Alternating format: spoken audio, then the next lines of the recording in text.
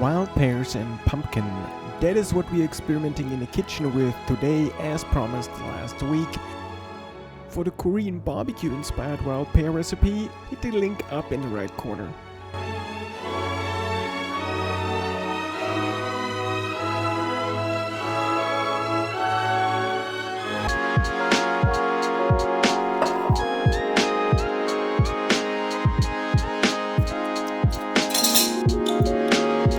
It's a pretty straightforward recipe. We have the pumpkin seared in a pan, we have some salad, and we have the dressing that we are preparing right here, put on top of everything.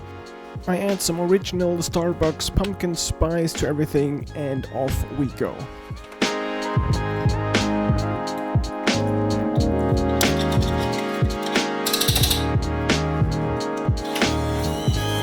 For all the other ingredients and how to prepare them, see as always the link in the description.